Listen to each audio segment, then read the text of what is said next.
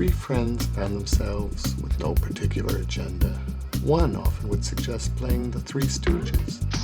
This usually consisted of a 45-minute debate and about 5 minutes of actual play. The discussion centered around who would get to be Moe. Once that was decided, it shifted to who would be Curly, and finally, who would have to be Larry. Shank was out of the question. All of the arguments were enthusiastically presented and thoroughly debated. In the end, though, it was usually decided by eeny, meeny, paper, scissors, rock. Moe was, of course, the coveted role. He was clearly in charge, the only stooge with an apparent intellect. Curly was the funniest stooge, and Larry was simply the other guy. It was so clear then. I'm not sure anymore. After all these years, I'm not convinced Shank was as bad as we thought. He only really had two problems. No one liked his hair, and if Shank was featured in an episode, it meant Curly was not. I still believe Curly was the funniest, but Shank could make me laugh too. Eye-poking and face-slapping were stooge specialties. Luckily, there were no hammers or pliers available on the playground. We would surely have conked each other over the head and dragged one another around by the nostrils. Once the roles were cast and the actual play consisted mainly of Moe instructing Curly to choose two of his fingers. Curly would select Moe's index finger and middle finger. Moe then squared off and attempted to use those fingers to poke Curly's eyes. This move was blocked by a quick hand aligned with Curly's nose and followed by the phrase, "Yuck, yuck, yuck." Larry just watched. I was Larry. When we played, we took turns, but in real life it was clear. My friend Henry Penny was in charge, Raymond Miller was funny, and I was the other guy.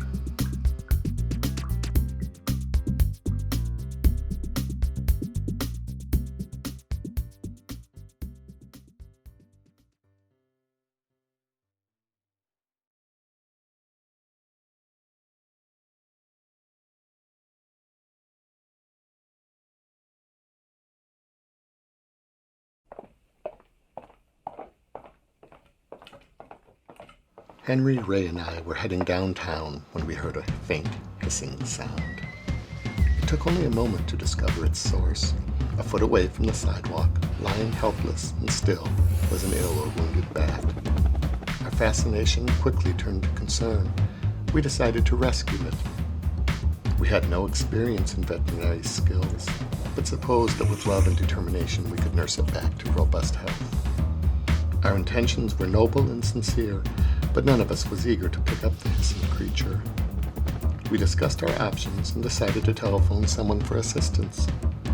We weren't entirely sure who should be notified, but finally settled on the police department. Raymond and I stayed with our wounded friend while Henry ran around the corner and made the call from a nearby phone booth. He described the bat's condition and gave clear directions regarding its location. We were relieved to know that help was on the way. We waited patiently, straining our ears for the distant sirens that would announce the arrival of the rescue crew. Instead, a silent police cruiser rounded the corner with a lone officer. He removed himself from the car and approached the disaster scene with a stern face and determined stride. He assessed the situation, instantly developed a plan, and immediately set it in motion. We watched intently as he returned to the squad car and removed a gleaming steel shovel. We assumed he was also reluctant to pick up the terrified creature with his bare hands and would tenderly retrieve it with the shovel's broad scoop. I suppose he was concerned that the bat may have been rabid, and his duty was clearly to protect the citizens. His course of action was one we had not anticipated. He drew the shovel over his head and with one swift stroke exterminated the patient. It was so unexpected and brutal, I couldn't move. I could barely breathe. The officer scooped up the corpse, nodded in our direction, and departed before anyone spoke. There was nothing to say. We continued our walk to town, but nothing was the same. We walked slower and felt sadder. We'd lost a little innocence and grown much older in one brief moment. Eventually, Henry spoke. "Phew," he said. Yeah, I agreed.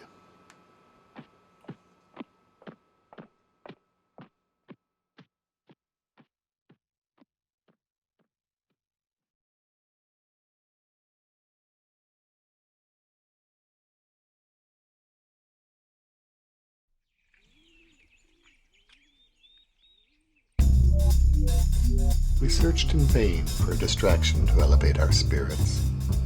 Every proposal was met with contempt and disdain until Henry suggested a movie. There was only one movie theater in Coldwater, Michigan. It was named the Main Theater. I can't imagine why. I'm sure this confused any out-of-town visitors. It seemed to imply that there were several movie houses scattered about town, but this was the most important one. Not at all. The Main Theater was the only choice. All the popular movies played there, although their arrival was predictably tardy. They were generally shown approximately 6 months after the rest of the world had lost interest in them. It didn't matter. We weren't in any particular hurry. The Main Theater was a pleasant walk from my house, and the admission price was very reasonable. When I began attending regularly, the cost was just 20 cents for children and 60 cents for adults. A bag of popcorn was 10 cents and a cup of soda was another dime. Henry, Raymond, and I conspired to attend the evening's first performance. Henry suggested, though, that we save the 10 cents we would normally have spent on popcorn. The theater, of course, had rules regarding food. Bringing it in from home was forbidden. We were aware of this situation, but we figured that if somehow it could be pulled off, it would be an amazing accomplishment. We were amateur smugglers, but considered several plans for transporting the contraband. Raymond's ideas were frequent and grandiose. They could only be considered reasonable when compared with Henry's. As the afternoon proceeded, the schemes grew more and more unlikely, and were rejected more and more vigorously. Finally, we convened for dinner, left with the understanding that Henry and I were not to worry. Ray would work out the details, and we had merely to show up and enjoy the free popcorn. I arrived at the theater before either of my accomplices. I stood in line and waited, wondering just what scheme Raymond had finally concocted. Henry came next. A few minutes later, Ray arrived with an enormous paper shopping bag filled with popcorn. On the outside of the bag, in bold black letters, he had written, "Raymond's old shoes." Henry and I appreciated the effort, but were somewhat skeptical as to its merits. I let the other two lead the way. We were not interrogated at the ticket booth. We paid our 20 cents apiece and advanced to the lobby. We passed the concession stand without incident. I was somewhat concerned about the final checkpoint, the ticket taker, but even he was fooled by Ray's clever ruse. We skirted down the aisle and settled into familiar seats.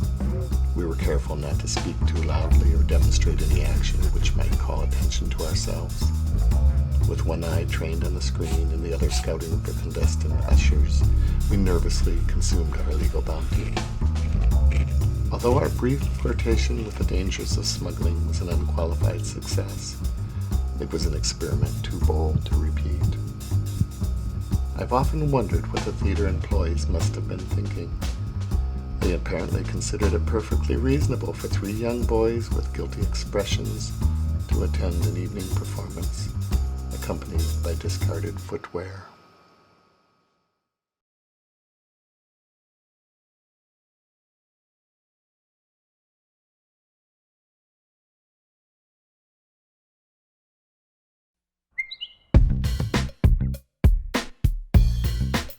I spent the night at Raymond's house. He lived even closer to school than I did. I had to walk past the McLaughlin's house and then across Morse Street. From his house, we simply stepped off the front porch, crossed Pole Street, and were there. Before bed, we made the trip. There were wooden and metal merry-go-rounds, a row of wooden seesaws, 2 slides, dangerously high monkey bars, and 3 swing sets. None of the sets were designed for particularly young children. 2 were middle-sized and 1 was enormous. It was here on the biggest swing set in the schoolyard that Raymond Miller and I flirted with danger. We climbed a tree that towered over the giant swing set and sat on a rotted fork. From there, anyone daring or foolish enough could leap 3 or 4 feet through the air and land on the top bar of the swing set. Ray and I were suitably daring and sufficiently foolish. He was either bolder than me or sitting closer to the launch site. He went first. The playground was deserted. The air was completely still. The birds and crickets were silent. Ray drew in a deep breath, slowly released it, and flew. Time stood still. It was a glorious sight for 1 second. He only missed the swing set by inches. His tiny body plummeted to the ground like an anvil and came to rest with a sickening thud. I stared down in disbelief. Raymond didn't move. I called out. Raymond didn't answer. I was frozen with fear. The same sad thoughts turned over and over in my mind every inch of the slow climb down. I was sad, of course, that Raymond had just died, but all I could think of was the horrible task in front of me. I knew I had to make my way across the huge playground and knock on the Millers' front door. I knew Mrs. Miller would answer, and I knew that I would have to be the one to tell her that poor little Sugar Ray was dead. I gathered my courage and began what I knew I had to do. I took a few steps towards the Miller's house when something amazing happened. The corpse moaned. First it moaned, and then it moved. Ray wasn't dead. He had only had the wind knocked out of him. Things were certainly looking up. Now all I had to do was inform Mrs. Miller that he had broken several of his bones. I wasn't fond of that idea either, but in comparison it seemed considerably easier. I began preparing a speech. Mrs. Miller, come quick. No, too bossy. Mrs. Miller, can you come with me to the playground? That's better. Raymond's bones are all broken. No. Raymond's had an accident. That's good. I won't say his bones are broken. I'll let her discover that. As it turns out, even that was unnecessary. Ray pulled himself up from the ground and shook off the pain. Somehow, he had dropped 30 feet without damaging his skeleton. I was off the hook. I wallowed in relief. The day's quotient for excitement had been achieved and surpassed. We talked it over a while and decided against a second attempt.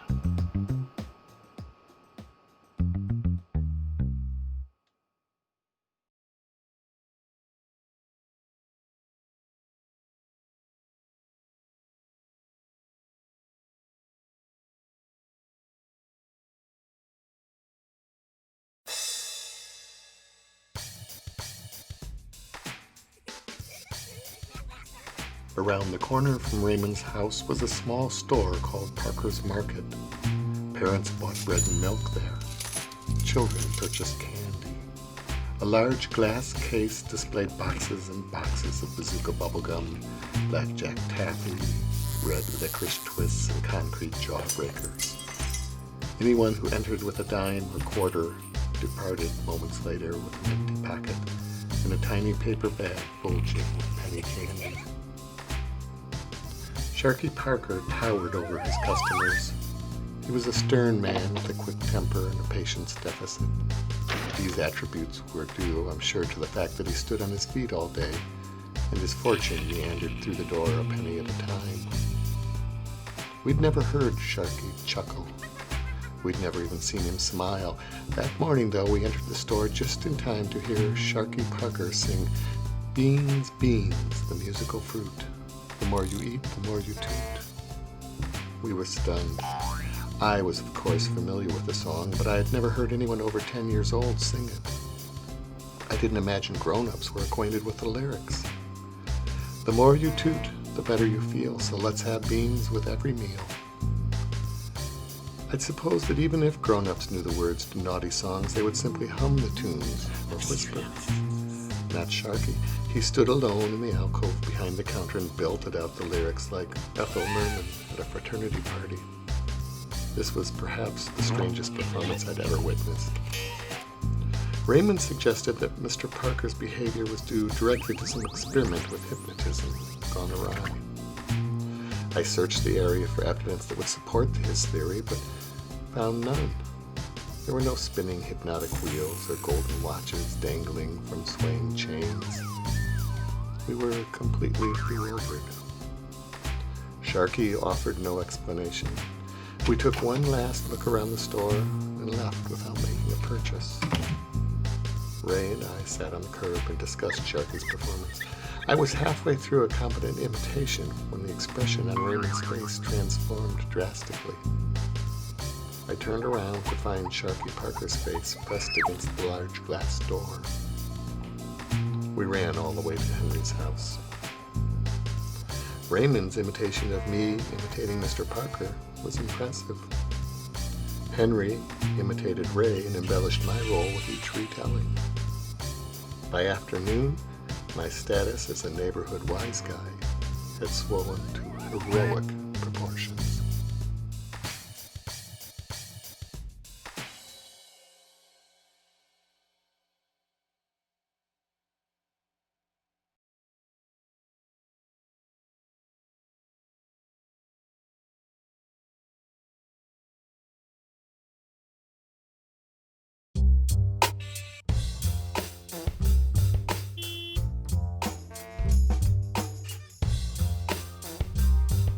Several of us were playing freeze tag in the McLaughlin's side yard when an unmistakable and undesirable odor became apparent. Someone had evidently passed gas and no one was willing to accept the responsibility. With my newfound notoriety, I was a likely suspect, but my denials were profuse. A neighborhood law had been violated. Everyone knew what that meant. An impromptu courtroom was fabricated, and every effort was made to bring the guilty party to justice. Each suspect was interviewed in turn. The key to the case seemed to be the identity of the person who first announced that a transgression had occurred. Henry felt that a skunk can't smell his own stink, while Raymond argued that he who smelt it dealt it. Finally, it could only be settled by means of a lineup. 8 neighbors stood in a row facing north, while one brave volunteer bent at the waist and sniffed each participant's southern side. Apparently too much time had passed. The test results were inconclusive. A second sniffer was recruited and the experiment was repeated. In her opinion, some candidates were likelier suspects than others, however nothing could be positively determined. A third detective volunteered. Before long, every single one of us had smelled every other one. No amount of detective work shed light on the crime. I don't think we'd have gotten any further if J. Edgar Hoover himself had lived next door. Rumor and speculation ran rampant, but the case remains unsolved. Barring any last-minute deathbed confession, whoever broke wind that quiet summer day will take the secret to the grave.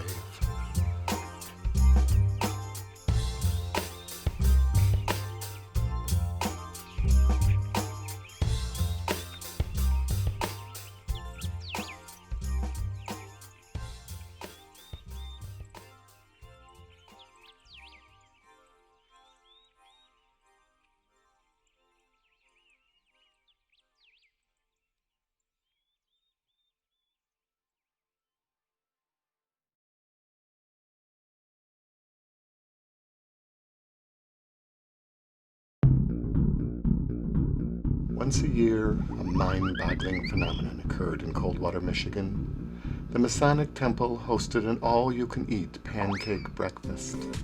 For one low price, a person could arrive early in the morning and spend the entire day engulfing an endless supply of piping hot pancakes. This was precisely the activity that Henry Penny and I attempted to achieve on several occasions. After the first year, each ensuing attempt worked exactly the same way. We would spend the day before reviewing the previous year's outing and speculate on just where we'd gone wrong. Maybe we ate too fast. Right, this year we'll pace ourselves. We'll eat 1,000 apiece. At least 1,000. They'll lose a fortune on us. I'd walk to Henry's house, and from there we'd stroll down Chicago Street to the Masonic Temple. We'd walk in bursting with confidence. We were scheming gamblers about to break the bank in Monte Carlo. For $1.25 apiece, we were about to consume several hundreds of dollars worth of pancakes. We'd find a spot in the center of a long wooden table, surrounded by ordinary people who'd come to have one helping and leave. We had to laugh at the foolishness of our neighbors, apparently oblivious to the incredible opportunity they faced. "All right, bring 'em on." A friendly man in a checkered shirt would bring out a huge platter of steamy hotcakes. He'd plop 3 on each of our plates, and we were off. "Remember, eat slow." The first bite was delicious. They tended to be somewhat overcooked, but with expanded levels of anticipation, we would have enjoyed cardboard pancakes. And they really weren't too bad. Our well-conceived plan for slow eating was abandoned almost immediately in favor of a brisker attack. We polished off the first 3 in record time. "More, please." The smiling man in the checkered shirt was back in a flash with 3 more pancakes apiece. "You boys look hungry," he laughed as he piled the cakes on our plates. He'd seen our kind before. He'd squint his eyes, and we'd appear as 2 giant all-day suckers seated at his table.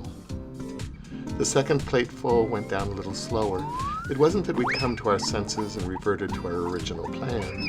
Rather, the warm dough seemed to be expanding rapidly in our stomachs, and the resulting sensation necessitated a slower pace.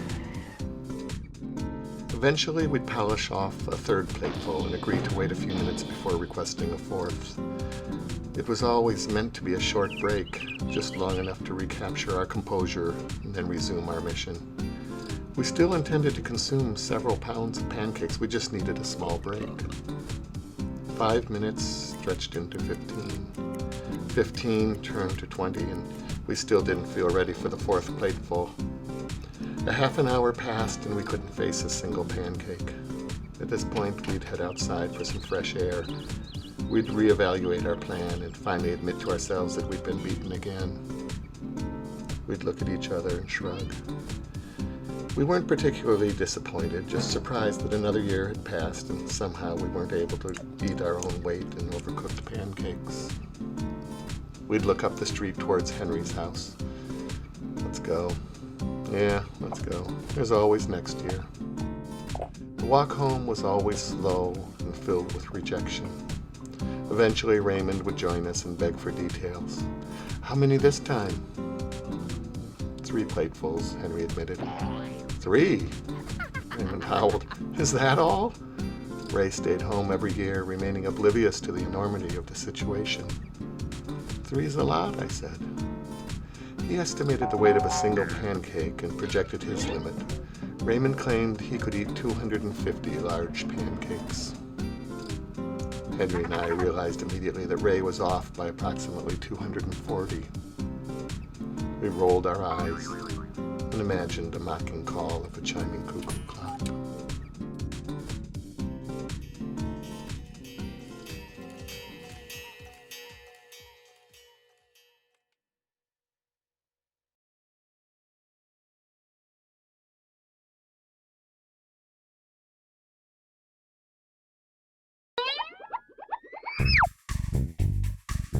Imagine a cotton ball the size of your head, attached to a paper cone and dyed pink or blue. Now, call it supper. You can begin to appreciate the insanity that prevailed one week each August when the Branch County 4-H Fair came to town. There were spectacular rides. For 15 cents, you placed your life in the hands of a chain-smoking adolescent, greasy hair, tattoos. Leered at your sister and enthusiastically yawned as he strapped you into something akin to a gigantic zipper, overactive egg beater. You whirred around for 5 minutes, hoping that the increasing nausea that you were feeling was not shared by the overweight rider directly above you. You'd wolf down a half a dozen corn dogs before boarding. There were games of chance. Wooden milk bottles were painted white, stacked in a small pyramid and begging to be tumbled. Small hoops were thrown over medium-sized prizes attached to large bases. There were dart games, coin tosses, shooting galleries. Skilled players won huge stuffed bears. I won smaller prizes.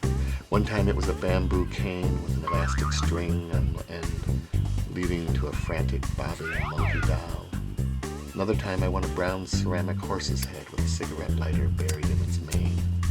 This was exactly what I needed for the foot-long cigars I'd won on other occasions.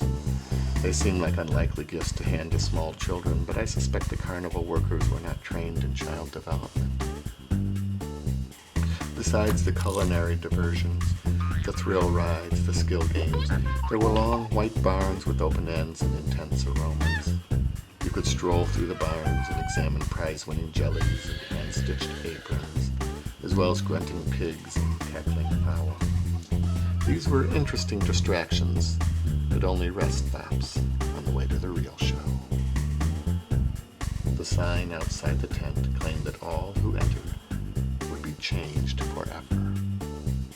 We paid our 10 cents and cautiously crept inside. The air was hot and stale. We were alone as we stared in disbelief at a wooden display case with large glass panes and a huge pinkish blob inside. The prominent banner introduced the legless, armless, headless wonder. A smaller text went on to explain that the unfortunate gentleman living in the glass case was born with nothing but a torso. No head or limbs, just a torso. His pitiful chest heaved up and down as he gasped for air, although it was not explained by what method any air would enter such a body. The skin resembled the vinyl upholstery of a colorblind man's automobile seat, and a motor mounted under the case could be heard pumping the vinyl up and down to simulate breathing. We weren't fooled. A photograph of the Easter Bunny polishing Santa's boots would have been more credible. Still, it was fascinating. It didn't look remotely real, but it was difficult not to stare. It terrified us and excited our imagination. We were absolutely sure that this throbbing pink blob was not alive, but willing to believe that somewhere, roaming the earth, there could be a similar creature lurking in shadows and doubling in size every few minutes. We stood in stunned silence and stared. Eventually others entered and broke the spell. Their nervous laughter stirred the stale air and mixed with the noise of the pumping motor. If we had been aware of any truth in advertising regulations, we might have requested a refund. Instead, we simply exited through the flap in the back of the tent and walked away pondering how our lives had just been changed.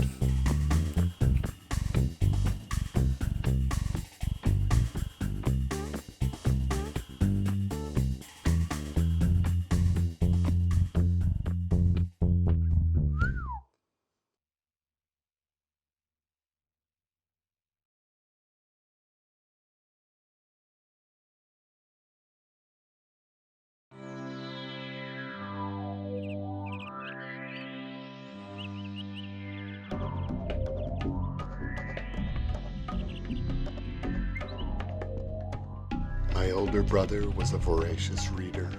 He absorbed volumes of academic fodder and was able to recall and recite a wide variety of interesting anecdotes. Normally, the stories he shared had a basis in fact.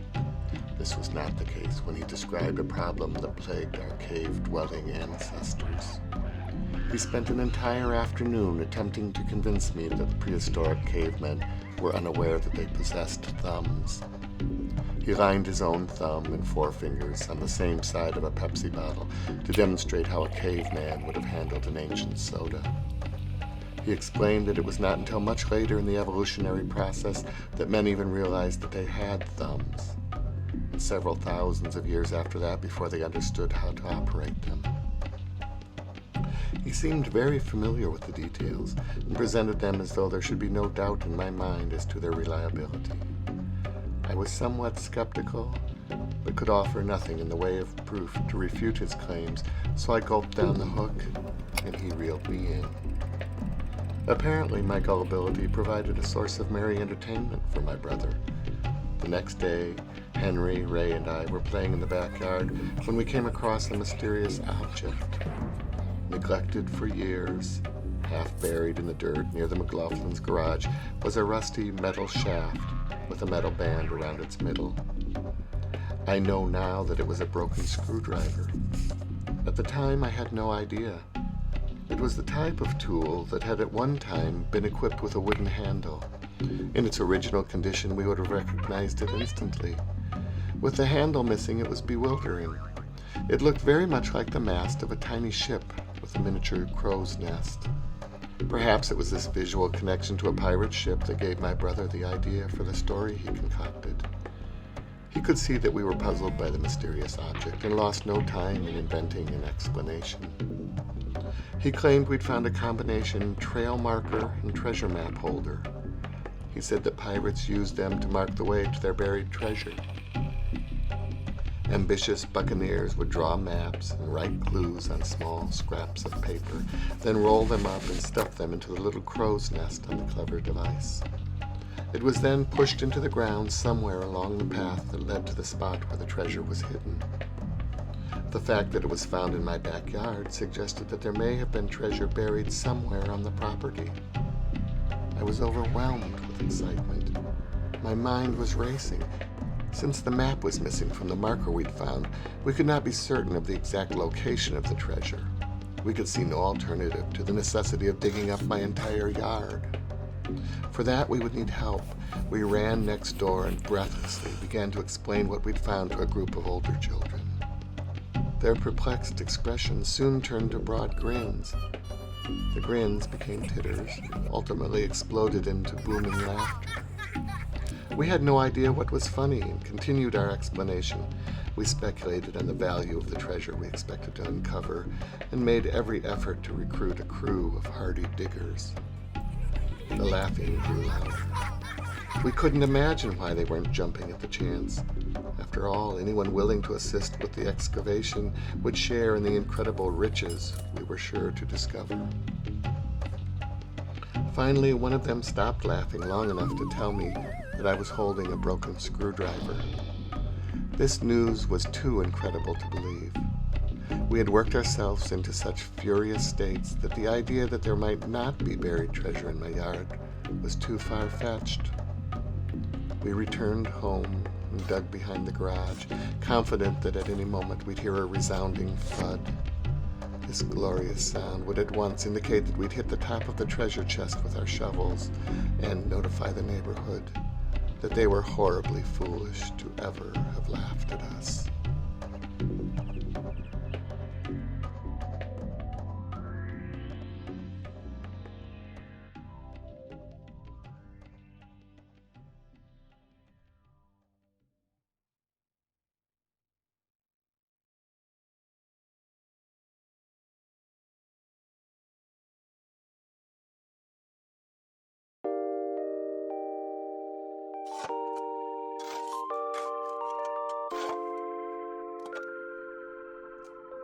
We dug right up until the day that school started.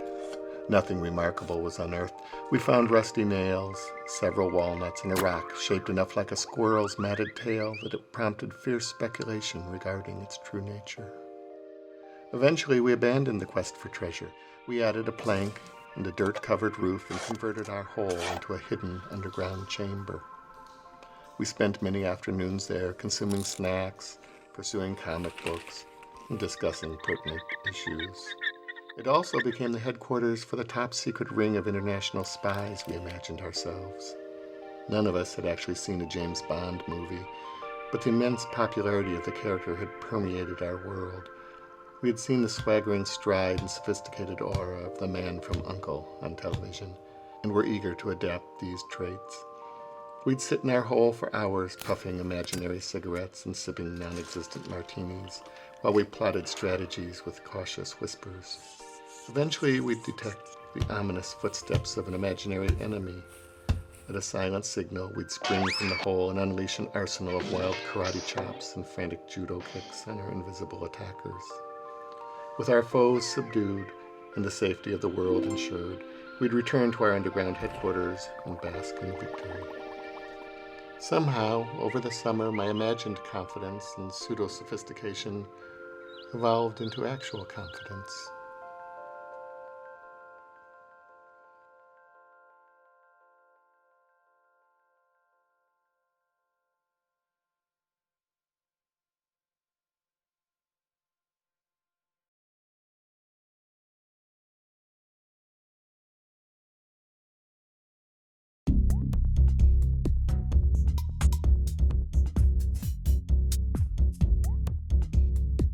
The first day back at school, someone placed a thumbtack on the teacher's chair.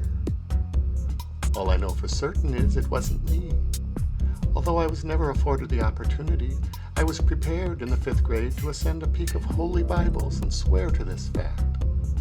I'm still willing. I have suspected for years that the true culprit was Hardy Barton. This is merely speculation. The crime scene was not preserved, and no formal investigation was ever launched. School had just ended for the day when Hardy and I wandered across the hall to visit a former teacher and some students of our acquaintance. Our stay was brief. Pleasantries were exchanged and some lighthearted conversation ensued. Someone discovered a misplaced thumbtack, and Hardy suggested that it might produce merriment if placed on the teacher's seat. I nodded. The tack on the seat joke, like the hot foot or binder, was a classic gag with which all children were familiar. Although many of us had never actually witnessed any of these maneuvers, it was easy to imagine the hilarity they would provoke. We enjoyed a short laugh and went on our way. The next morning, when a thumbtack was actually discovered on Miss Bregel's chair, someone recalled overhearing the conversation between Hardy Barton and myself, and we became prime suspects. Hardy was interrogated first. He denied any knowledge of the crime, reducing the pool of likely suspects to just one.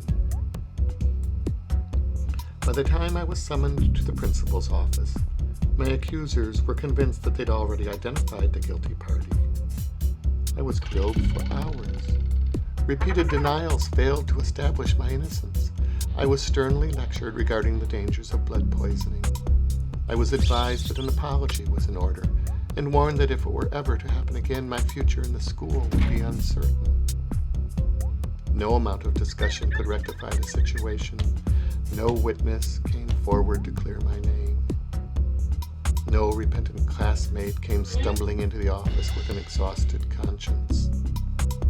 That was that. I was abandoned by justice and burdened with shame I hadn't earned. I sometimes think it might all have been different if my last name had preceded Hardy's alphabetically, and I had been interrogated first. Did you put a tack on the teacher's chair? No. You're a sweet boy, David. Be an angel and send in Hardy Barton.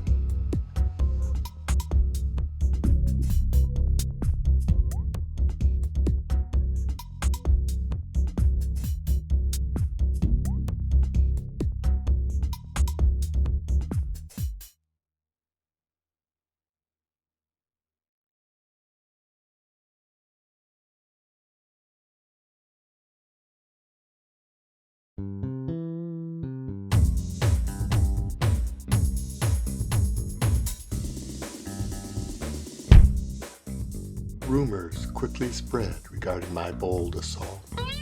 I was notorious. My reputation had soured with the teachers and soared with my peers. A week later, I was poised for mischief. I concocted a scheme intended to separate my friends from any marbles they had accumulated. Each type of marble had its own name. Cat eyes were predominantly clear, with a fanciful swirl of colored glory in the center. Glasses were essentially transparent. There were pearlies and aggies and frosties and clearies.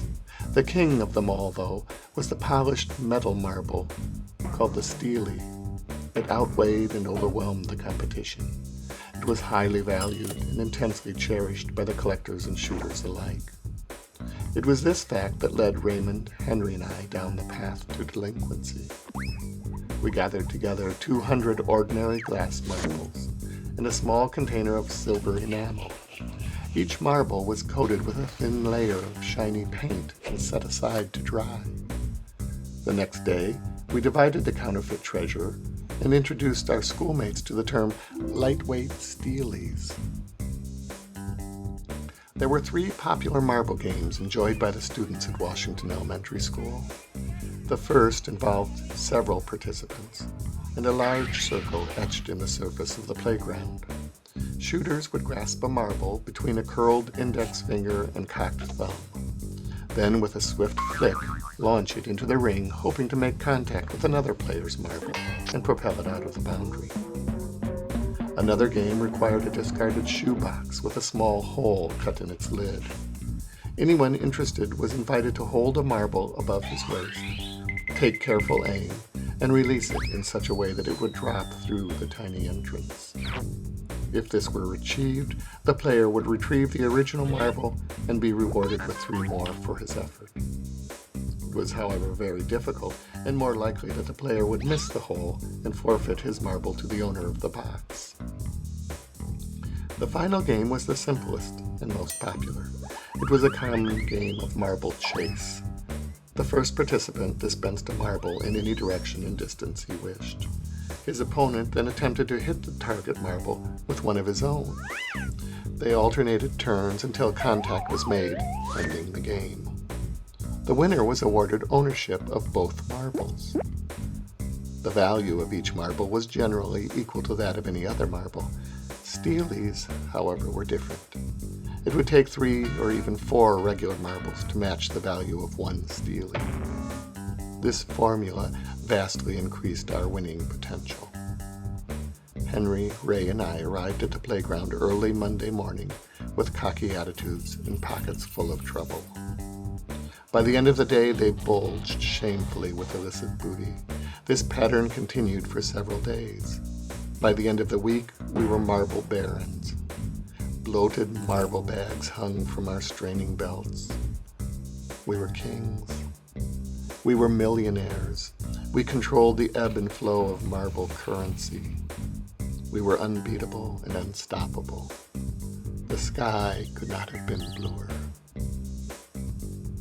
This all changed over the weekend. By then, the thin coating of paint had begun wearing off some of our counterfeits. Suddenly, the true value of our lightweight steelies was becoming apparent. It looked as though our season of good fortune had come to an abrupt end. We panicked at first, but eventually I hatched another scheme. We simply introduced a new term to our marble-playing friends, the half and half-sea. This rare hybrid style was part lightweight steely and part regular marble. We implied that it was extremely rare and even more valuable than its ordinary cousin, the lightweight steely. The half and half-sea never really caught on, though. No one questioned its value, but no one was particularly interested in owning one. They lacked the beauty and excitement that had accompanied the arrival of the lightweight steely. The half and half-sea was considered downright homely, and not the least bit desirable. With the odds no longer in our favor, Henry Penny, Raymond Miller, and I regressed to our former status. Our enormous wealth dwindled. By the end of another week, we were common marble players again. Slightly more skilled than average, but no longer royalty.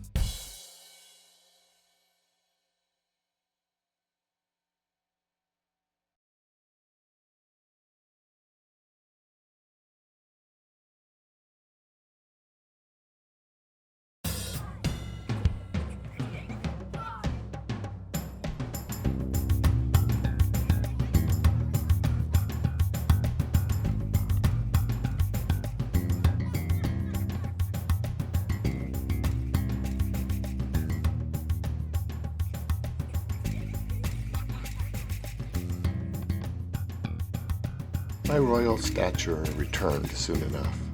Class selections were announced and candidates were chosen. Our campaigns were mercifully brief. Each candidate merely stood up for a moment and graciously smiled at the remainder of the class. Mrs. Bryce gave a somber speech intended to instill a serious tone to the proceedings. The names of those in the running were listed on the chalkboard, with lines and slashes displayed beneath.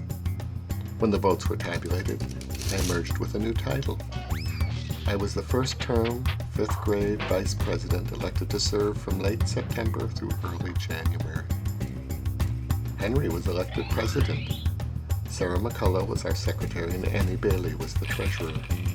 There were no particular duties associated with any of these positions. Our secretary took no notes. Our treasurer handled no money. Nothing at all was expected from the president, and substantially less from the vice president. The title was merely ornamental, but I wore it proudly. I stood taller and grinned broader. No longer an acquaintance, I was everyone's friend.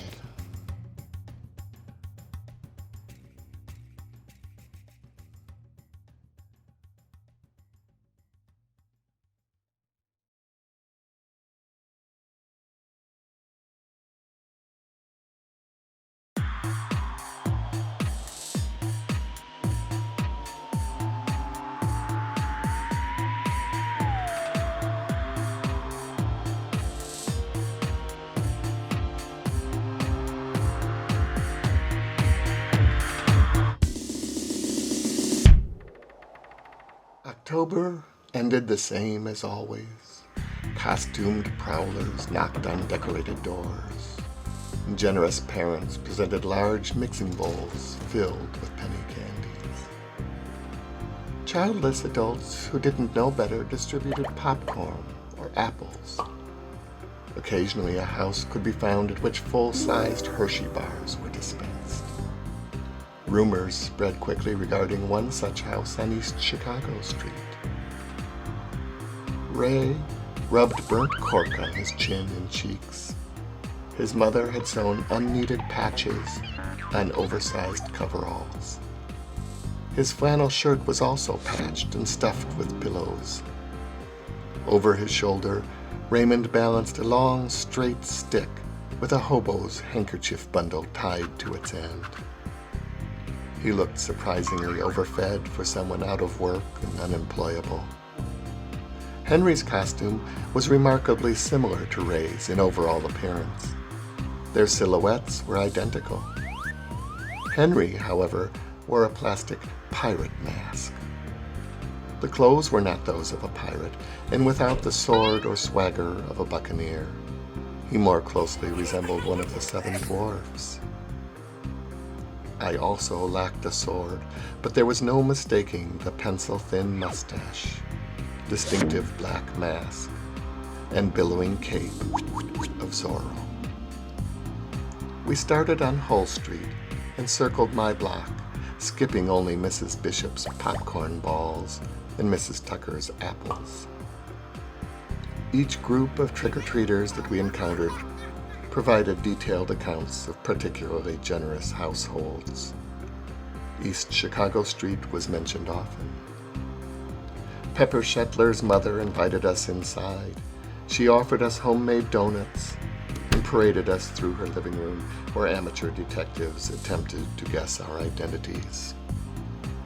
Henry and Raymond's names were both mentioned, but Pepper's uncle thought each was the other. Any attempt to engage us in spirited conversation, however, went unanswered. We were on a mission.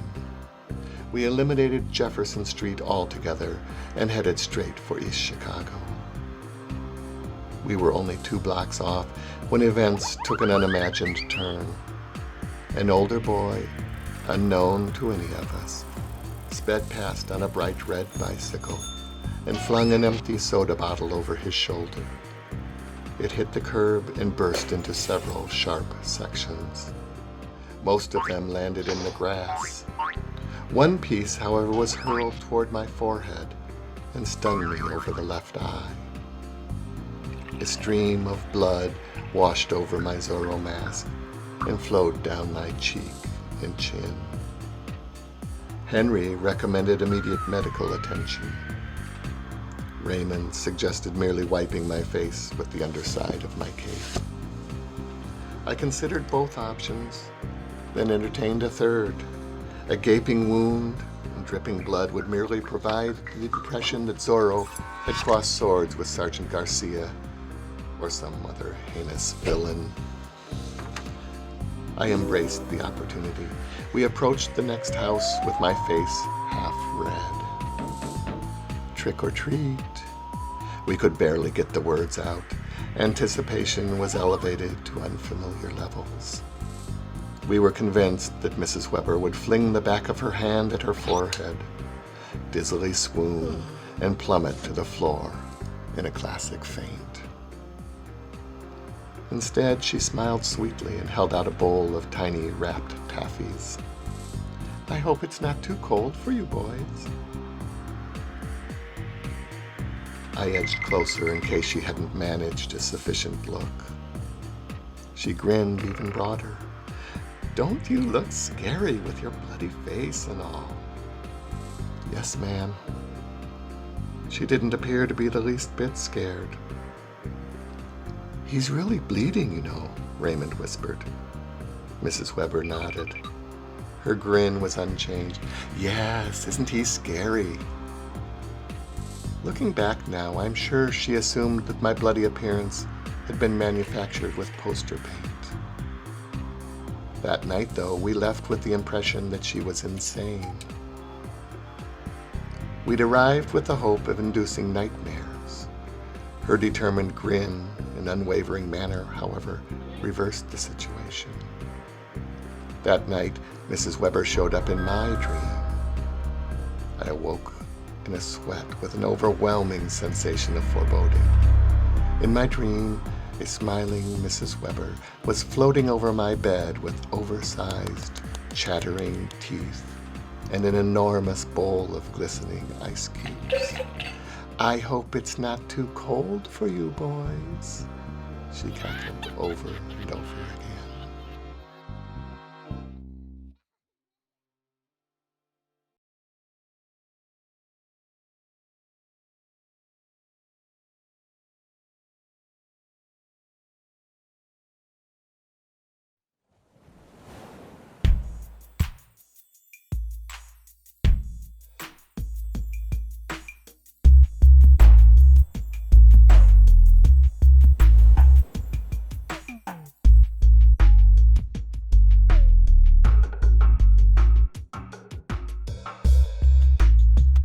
Barton owned a small metal model of a ship's anchor.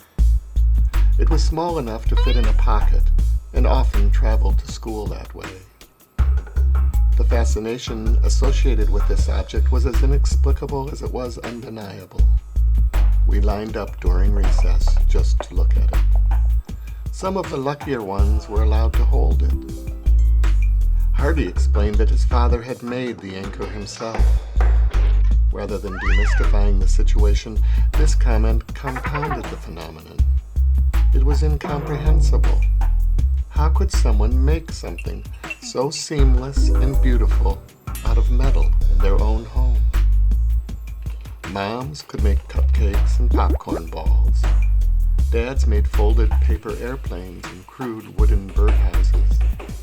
But how in the world could anyone make something like this? It was a thing of beauty. It was 3 inches long and seemed as though it weighed a ton. I wanted to memorize every detail. I thought that maybe when I'd grow up, I'd make one myself. A man would be a king with something like this to carry around in his pants pocket.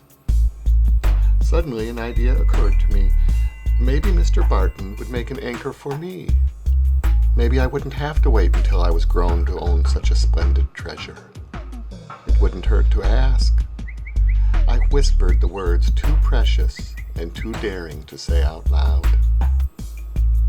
"Do you think your father would make another one that I could have?" "Sure he will," Hardy said. "He'd be glad to."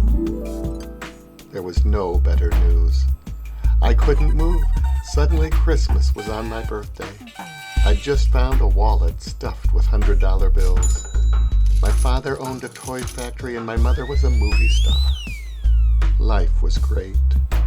I pictured myself all grown up and strutting around town in a tuxedo, tipping my hat to everyone I encountered. I wouldn't even need to pull my anchor out to impress people. I'd just nod or wink and pat my jacket pocket. "How long do you think it'll take your dad to make it?" I I don't know, Hardy said. Not long. I should have pinned him down a little. It's been nearly 30 years, and I still don't have my anchor. I'm beginning to suspect it's not coming. I suppose I could enroll in some sort of metal shop class and make my own. But all in all, my life's been pretty good so far, even without a model anchor. I guess I won't bother.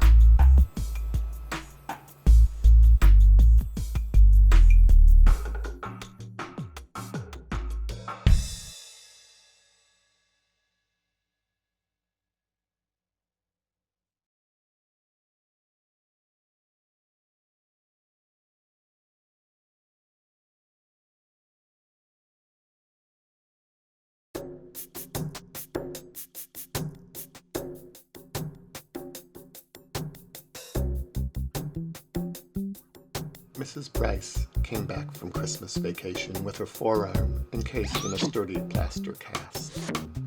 She had slipped on an unseen patch of ice and tumbled backwards down her front porch steps. Her arm was mending on schedule, and her outlook was positive. She used the unfortunate experience to provide a convincing lesson regarding the fragile nature of the human form. From that day forward, we referred to our teacher as Mrs. Brittle Bryce. She asked us all to write our names on her cast. We were happy to oblige. Most simply signed their names, but Raymond and some of the others wrote witty rhymes. She asked me to draw a picture as well. I was considered by my classmates to be a very talented artist. I am not in a position to dispute this point. I am, however, somewhat surprised that they came to this conclusion. Over the years, I've developed my artistic tendencies, but at that time I had only one specialty. I could draw a pig wearing a bow tie.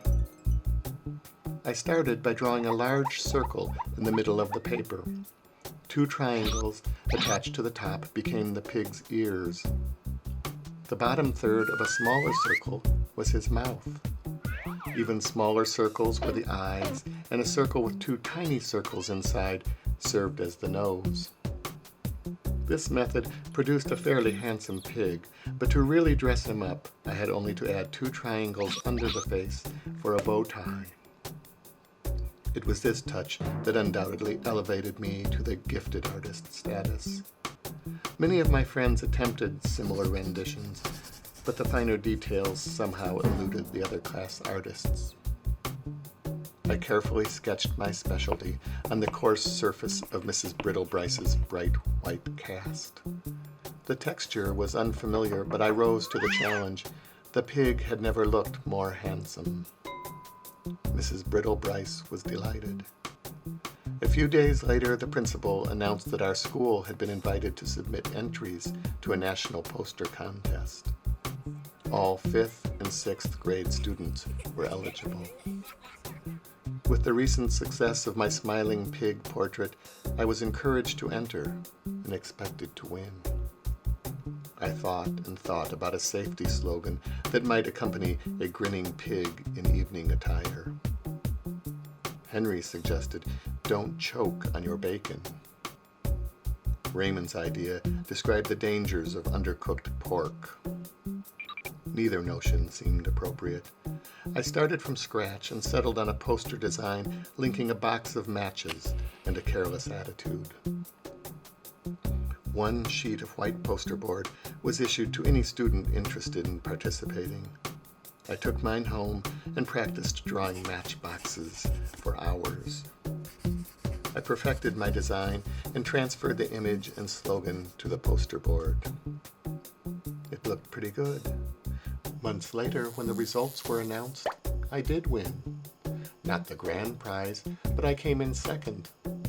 I won 3rd prize in the county and 2nd place in the state. State winners were sent on to the national contest, and I tied for 2nd place there. My reward was a check for $25 and a fancy dinner at a local restaurant. I shared the dinner with the other national 2nd place winner, who sat 4 seats away from me in Mrs. Brittle Bryce's classroom. Hardy Barton tied with his depiction of a bulging treasure chest and the phrase, "Safety rules, our precious jewels." His slogan was poetic. Mine was brutish and to the point. Matches start fires. People start matches.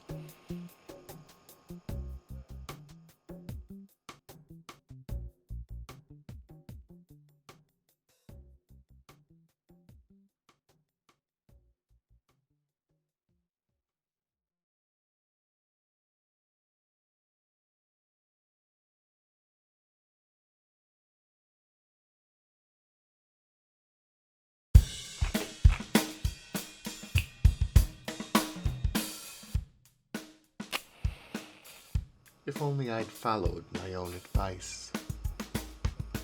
Hair dryers have evolved over the years, from complicated contraptions with flexible tubes and plastic bonnets to compact blowers with gentle settings. In between was a chrome-plated version with a sturdy wooden handle and a power cord that might have been mistaken for a futuristic electric ray gun. If this type is left turned on and set down near a simulated leather chair, the results could be tragic. I remember 2 fires in my home on Hull Street, one in the living room caused by an unattended hairdryer, and one in the kitchen when a frying pan full of bacon grease somehow ignited an errant kitchen curtain. Both fires were extinguished almost immediately, and disaster was averted. I knew enough not to play with fire. Everyone did. The phrase was instilled early and relentlessly drilled into every school-aged child I knew. Generally, I had no particular desire to manipulate matches, but one evening when Raymond Miller showed up at the playground with a large sliding box full of wooden kitchen matches, the temptation was overwhelming. We began by covering the heads of several matchsticks with small squares of aluminum foil. We had been informed that when heat was applied to matches prepared in this manner, the result was spectacular. It was true. When the covered match heads ignited, they became powerful rocket engines launching tiny wooden missiles. After several successful launches, we abandoned the mission. We chose instead to simply sit in the swings and light matches in the traditional manner. We lit them and discarded them until the box was empty. Later that night, I began to think about what we had done and all the incriminating evidence that littered the playground. My future was clear and certain. Ray and I would arrive at school the next morning to find the playground swarming with uniformed police officers investigating the crime scene. Howling bloodhounds would be sniffing the seats of the swings as fingerprint specialists dusted the matchsticks for evidence. The principal would assemble the students in the auditorium and demand answers. She'd pace briskly across the stage, muttering unintelligible curses as she waited for the guilty parties to confess. Enormous lie-detecting machines would be wheeled into the gymnasium, and all of the students lined up to wait their turn. I could see no way out. I was prison-bound. The more I pondered my situation, the bleaker it seemed. I started to cry. My mother noticed and began the interrogation. "What's wrong? What's wrong?" Her investigative prowess was far too cunning. I spilled the beans. I sobbed as I described my horrible crime and impending imprisonment. My mother briefly considered the situation and devised a plan. My mother is a genius. My father is a hero. He agreed to accompany me to the schoolyard at 4 a.m. and help dispose of the evidence. In the dim light of early morning, we crawled around on hands and knees, sifting frozen dirt with our fingers until every last matchstick was recovered. It worked. Besides feeling somewhat nervous and extra tired, that day was no different from any other school day. To my amazement, there were no FBI agents roaming the halls. There were no lie detectors to strap on or truth serum to ingest. I'd avoided jail. That night I slept in my own bed, and all was right with the world.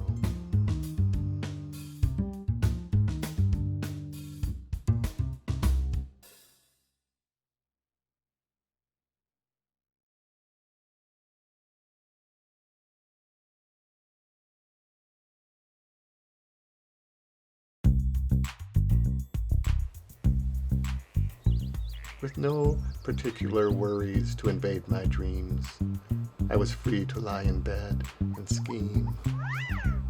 Henry Penny had an all-chrome bicycle. This was the only all-chrome bike I had ever seen. It was the only all-chrome bike anyone I knew had ever seen. Most bikes, of course, had chrome handlebars and spokes, but the main frame was red. Some were blue or green. Girls' bikes were often pink. Chrome was unheard of. Chrome was magnificent. It could not have seemed more splendid. Blinding sunlight reflected from every inch. Henry Penny also owned a discarded dentist's cabinet. I felt fortunate to have one drawer in which to save my belongings.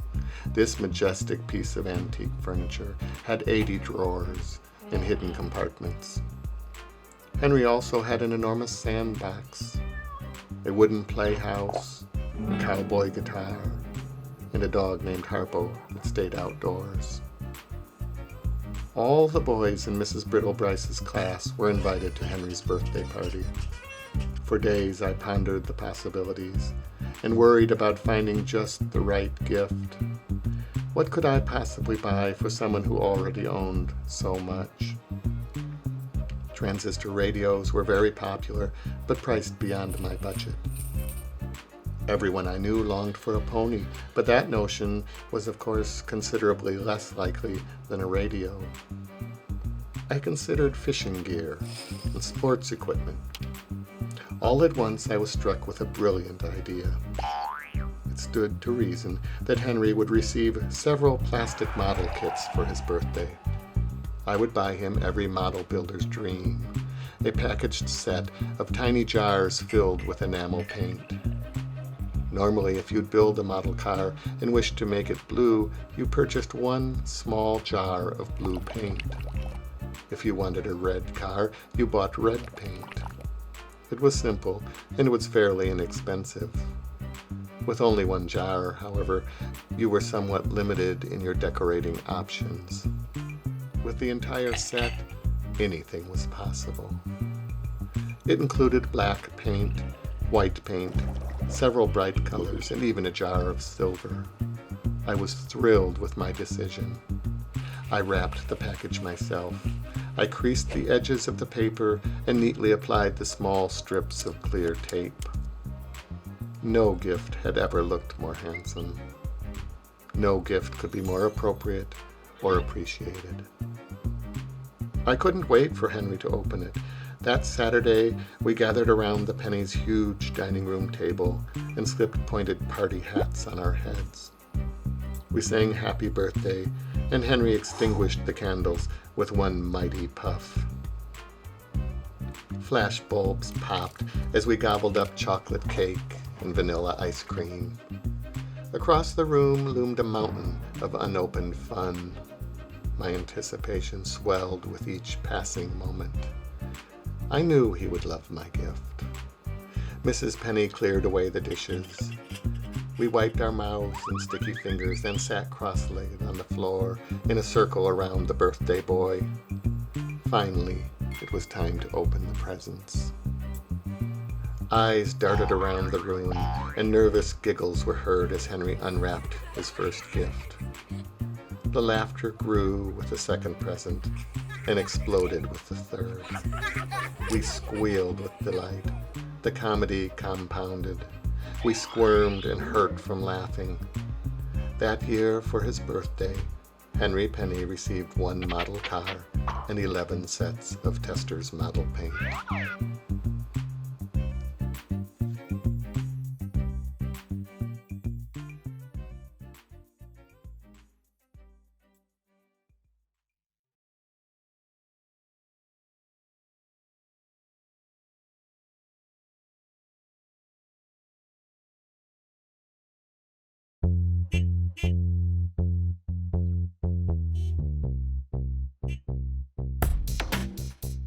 Safety Patrol guards were an elite force of 5th and 6th graders who arrived at school early each morning wearing white canvas belts and no-nonsense expressions. Rain or shine, we stood proudly on each corner surrounding the school and helped the smaller children cross the scarcely busy streets.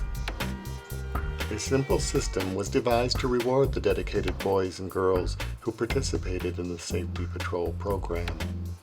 A rotating roster of dedicated mothers provided steaming pots of hot chocolate to warm the little workers on cold winter days. Their intentions were commendable.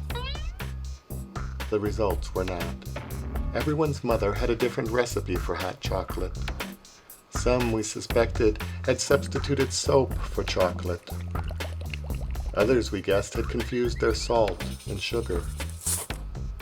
Following an early morning tour of duty, we were assembled in the gymnasium and rewarded with generous mugs of soapy salt water. The worse it tasted, the longer it took to drink. This resulted in more missed classroom minutes, and in our eyes, a genuine, although hard to swallow, reward. One March morning, we arrived at school to learn that the stakes had risen. A new reward was being offered, and it was immensely more exciting than a cupful of soap suds. Someone at the school had decided to fill a bus full of Safety Patrol guards and drive them to Detroit to see something called the Shank Brothers Circus. The ride there was uneventful. The circus itself was enjoyable, but pedestrian. It was the bus ride home that provided a remarkable image, so intense and unrelenting that passing decades have not erased it from my memory. Throughout the course of the evening's entertainment, Lark Harper had enjoyed close to 1 dozen undercooked circus hot dogs. Apparently, the bumpy ride home had transformed his digestive system into an increasingly furious cauldron. 30 miles from our destination, he erupted. Undigested fragments of hurriedly chewed hot dogs formed a tottering mountain at Lark's feet. Immediately, a startling aroma enveloped the bus. Desperate pleas for rescue went unnoticed by the determined bus driver. His mission was to transport us home, and he could not be distracted from that purpose. Word quickly spread of an incredible sight in the rear of the bus. One by one, we took turns creeping down the narrow aisle for a glimpse. With noses pinched shut and squinting eyes, brave Safety Patrol guards boldly memorized every detail to share with seatmates too squeamish to look. The volume was unbelievable. No one, of course, ventured close enough to attain accurate measurements, but it appeared to be several inches deep and nearly a foot across. It tottered and trembled, but refused to tumble. Overtired travelers were revitalized. Excited chatter dwarfed the roar of the engine. All discussion supported the premise that something of historic proportions had occurred. The visual effect was startling and topped only by the intensity of the odor that accompanied it. Henry lamented the fact that he had not received a camera for his birthday. He and I braved a second look with the intention of committing the scene to memory. The next day, we attempted to reproduce it with colored pencils and poster board. I was a police sketch artist, and Henry was an expert witness, but our attempt fell flat. I realize now that even a camera would only have captured the image and not the air quality, which was such a large part of the experience. Over the years, I've strolled through countless museums in untold cities. I've seen remarkable exhibits and breath-stealing masterpieces. Still, I've yet to discover a display more memorable than the one created that night on the floor of the bus.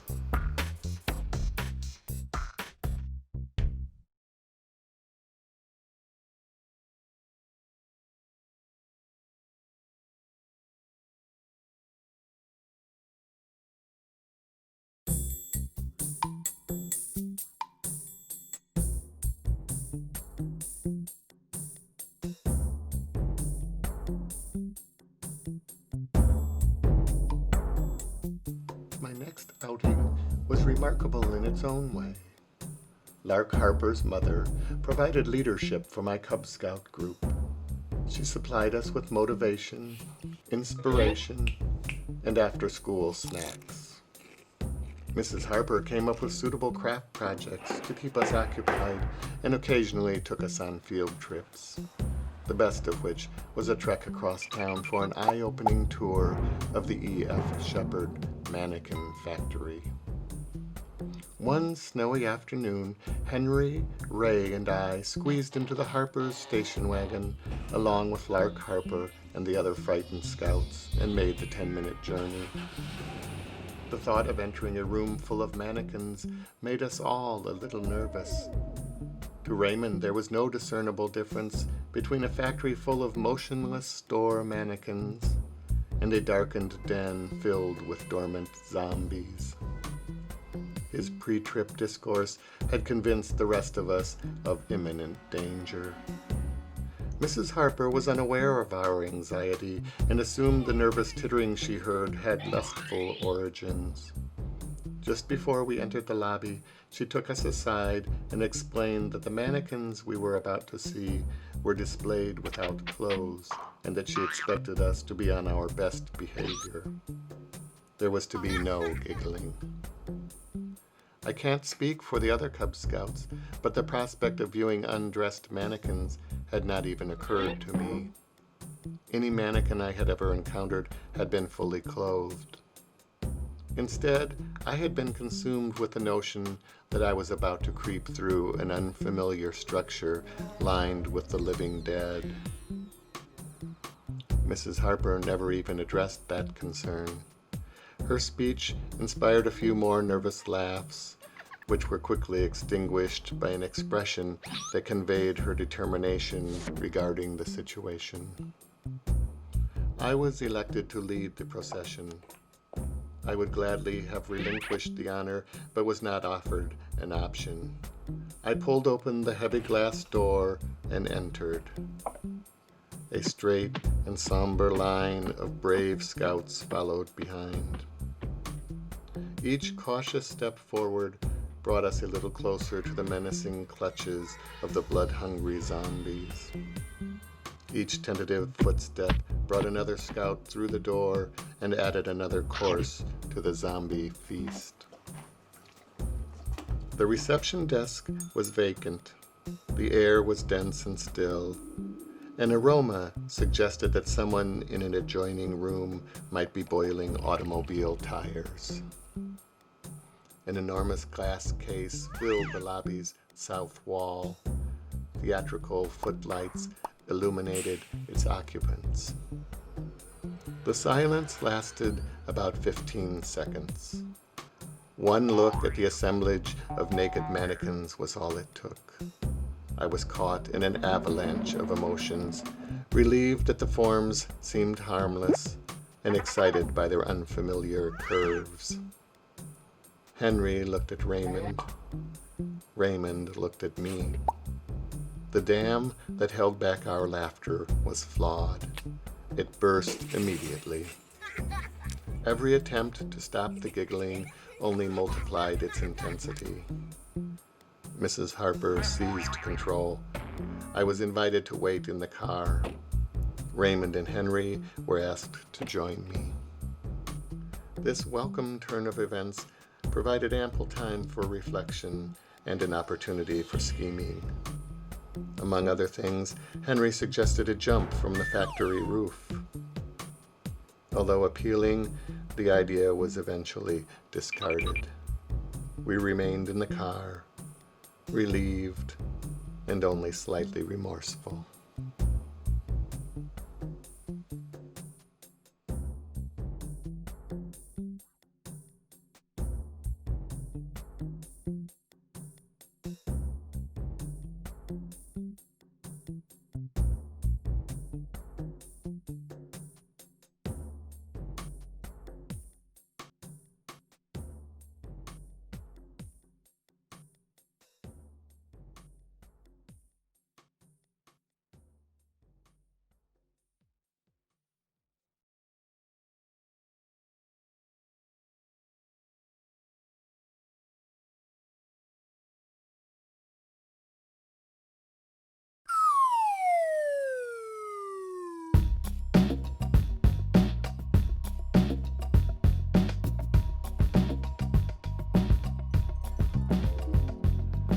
next day, Henry Penny jumped off the roof of his house and landed in a pile of snow.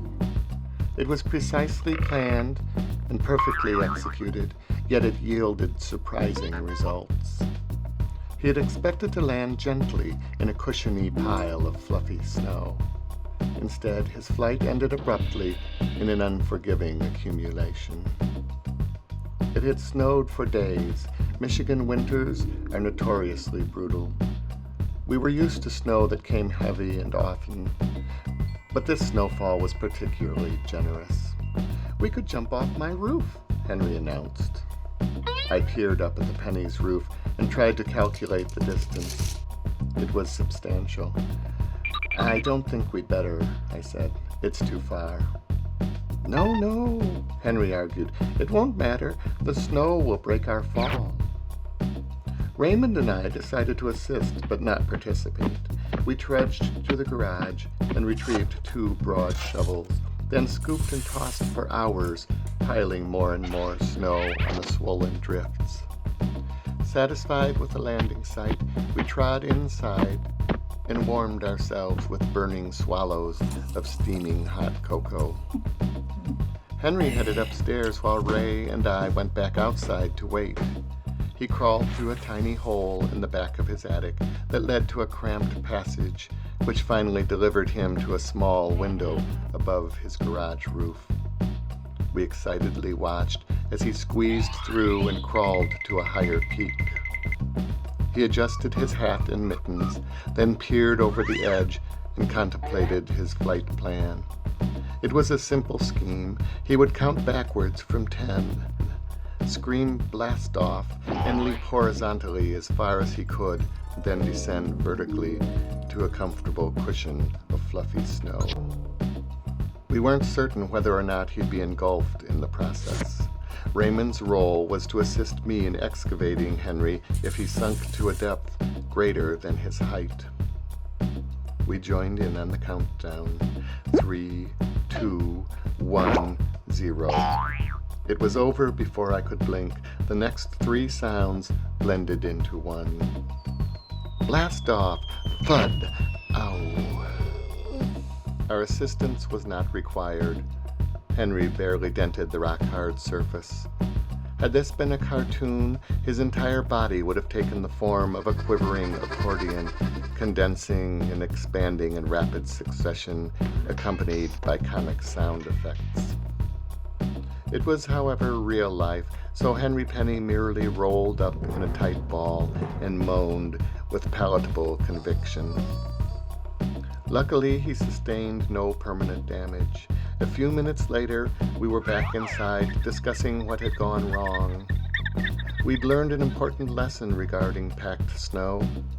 Before another endeavor, we decided we'd need to acquire an extra thick football helmet, a foam rubber snowsuit, spring-loaded snow boots, and an oversized umbrella, none of which were available. We headed to the schoolyard in search of an alternative adventure. Along the way, we encountered hardy Barton and Lark Harper engaged in a minor snow skirmish.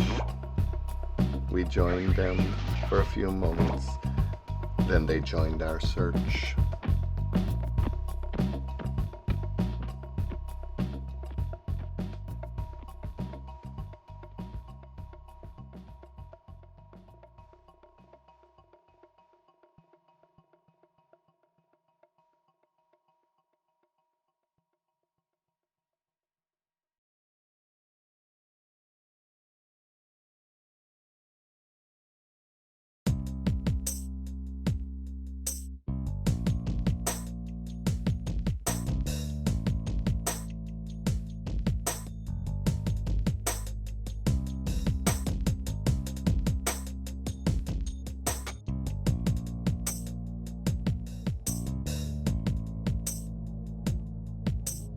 We had already hurled snowballs at every tree in the neighborhood.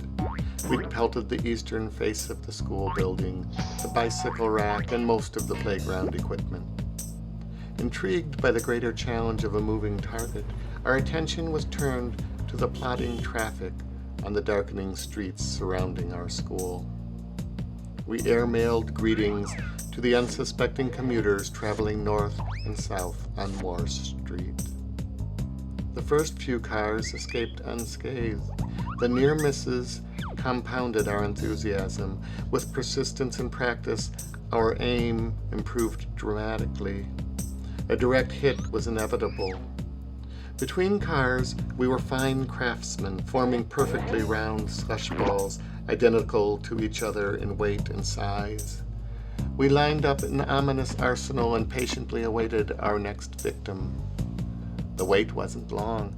5 snowballs rolled over and over in 10 anxious hands. The car approached, and all 5 balls were hurled in picturesque arches. 3 fell short, and 2 hit their mark. Whap! Whap!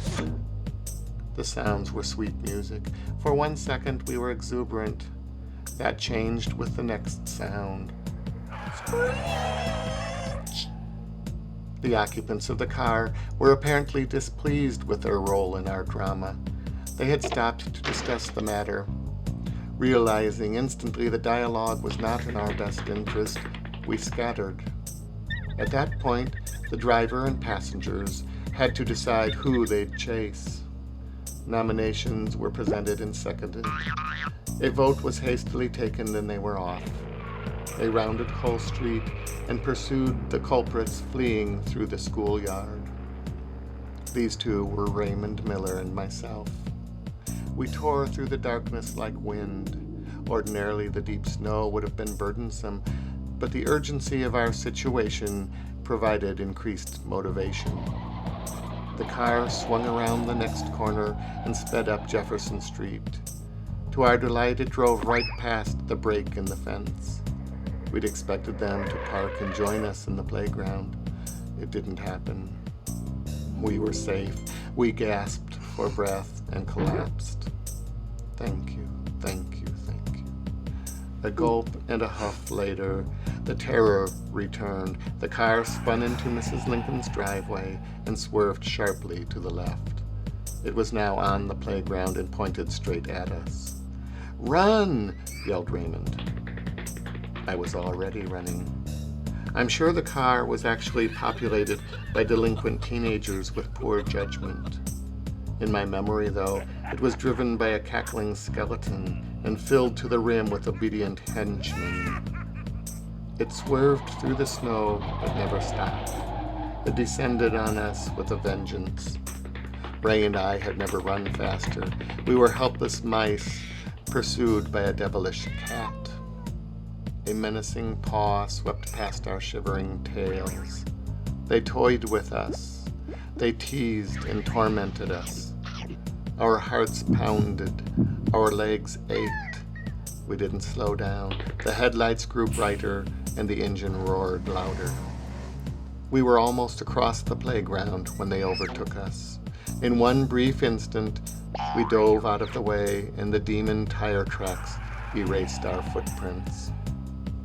We'd escaped the tragedy associated with an automobile rolling ruthlessly over our brittle spines.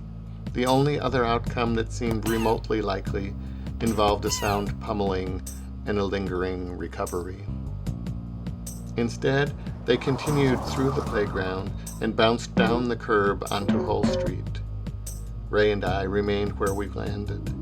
We stared at the night sky silently, shaking in the snow as their fiendish laughter trailed off into the darkness.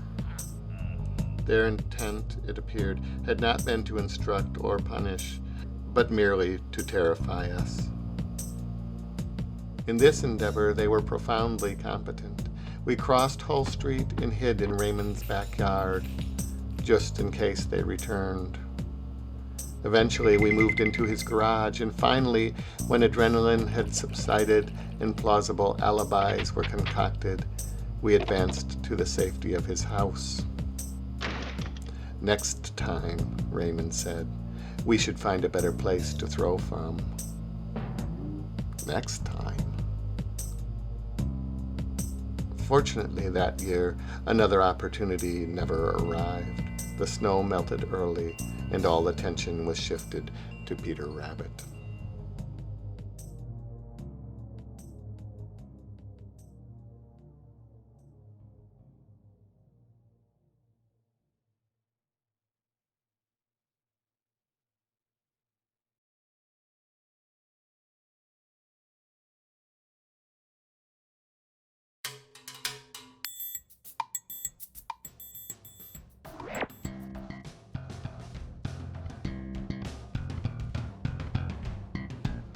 Early on in my school career, a previously undiscovered theatrical knack was detected and coaxed to the forefront. I was asked to portray Walt Disney's Mickey Mouse in the first grade production of a somewhat confusing Christmas play. Perhaps I'd been apprehensive about the program's merits. Maybe I was uncertain of my own ability. For some reason, I was reluctant to accept the responsibility of a starring role. I begged my mother to telephone the school and have my name removed from the play's roster. That afternoon, she spoke with Mrs. Haywood, and my stage debut was extinguished before it began. She'd explained to my teacher that I'd been experiencing cold feet. This phrase was completely unfamiliar to me and every bit as confusing as the play's peculiar script. It was remarkable to me that the temperature of my feet could convince Mrs. Haywood of anything. Still, I requested no further explanation. I was pleased to be off the hook and concerned that more discussion might only reverse this development. My reprieve from show business lasted several years. The fifth grade teachers, however, mounted an epic production of Peter Rabbit, and I was drafted. The charming farmhouse and overabundant vegetable garden were faithfully rendered on the largest sheet of canvas I'd ever seen. This enormous painting was gingerly hoisted to the ceiling and securely fixed to the back wall of our small gymnasium stage. A faux rustic fence and stone-like garden path were manufactured and positioned in the foreground. The effect was breathtaking. A volunteer seamstress tailored elaborate costumes. We memorized songs and practiced endlessly.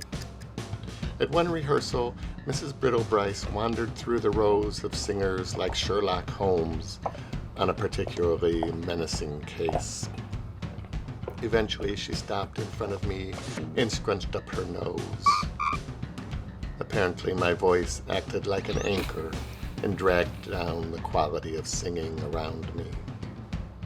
I was asked to perform at a lower volume. A moment later, she reconsidered. This maneuver might have helped, but with so much at stake, she couldn't risk it. I was asked not to sing at all. I felt neither rejected nor devastated. I continued to practice with my classmates, but merely flapped my mouth and smiled. Eventually, the night arrived. Folding chairs filled the gymnasium. An excited audience filled the chairs. Piano music began to swell, and the curtains parted to a thunderous ovation. I was barely visible in the back row and absolutely silent. Still, it was official. My imminent arrival in show business had transpired. My name was not even mentioned in the reviews, but according to my parents, I was the handsomest cabbage in the vast chorus of singing vegetables.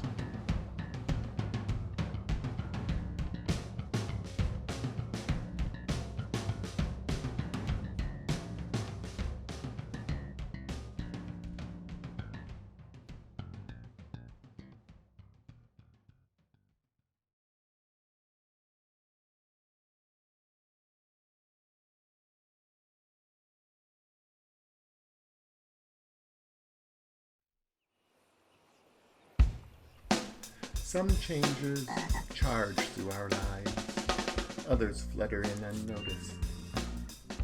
I'm not sure exactly when my station in life was altered. I am aware, though, of a time that I noticed that it had. It was an early spring day. Raymond suggested Three Stooges.